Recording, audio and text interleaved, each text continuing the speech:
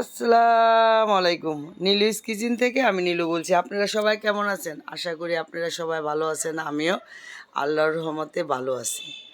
এই যে আমি গোসল করে আসলাম, আইসা দেখি সবাই সাজুগুজু করতেছে। আমি আমার টাইনা রূপে নিয়ে গেল, বললো তোমার আমি সাজায় দিব আজকে। দেখি উই কি সাজায়, আমারে সাজাক। উই আমার সাজা শিখুক, তাও তো ভালো। সাজা শিখাটা অনেক বড় ব্যাপার। ওই সাজা শিখুক আমারে দেয়া। সেই জন্য আমিও বইসা বললাম কোথাও যাব না, ঘরেই থাকবো। যখন সাজাকুই কি কি দেওয়া লাগবে একটার পর একটা রূপে বাইর করে দিতেছে। তুমি এটি দাও মুখে, আমি তোমাকে সাজাবো। এদিক দিয়ে রিয়ার সাজা শেষ, রূপে সাজায় দিল যতটুকু পারে ভালো করে। সবাই বাসায় থাকবে, তারপর সাজায় দিল দে। আর আমারে এখন ধরছে, মাহমুদাও সাজলো। এখন আমারে ধরছে, বলছে তুমি এটার পর এটার পর দাও। উই দিলে বেশি দিব, সেই জন্য আমি নিলাম, আমি দিতেছি। বলতেছে আমি পাউডারটা দিয়ে দিই তোরে, তারপর তুই আমারে দিয়ে দে, ঠিক আছে?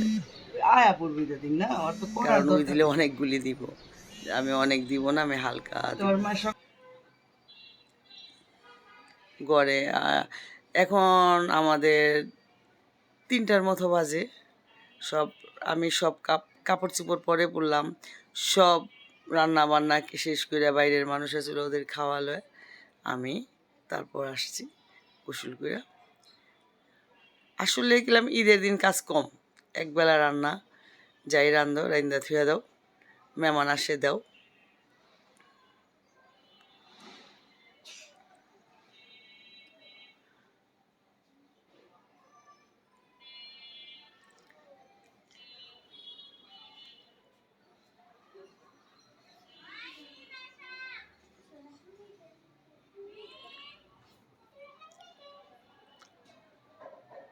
এখন একটা টিপ দেব।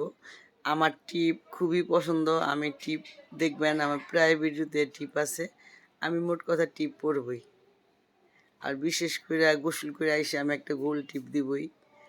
সবসময় আমি তাই করতাম, এখন আমি করি।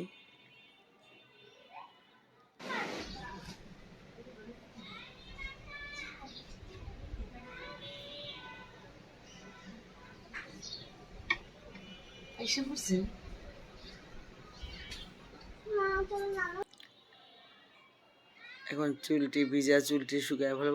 চুল আমি সবসময় লাইড়া চেরা শুকাই, কারণ নিচের চুলগুলি শুকতে চায় না, সেই জন্য আমি লাইড়া চেরা সামনে আনি, যাতে চুলটি সব শুকায় যায়। আপনারা সবাই সাজগোজ করেন ঈদের দিন, সাজগোজ না করলে ঈদের দিন ভালো লাগে না।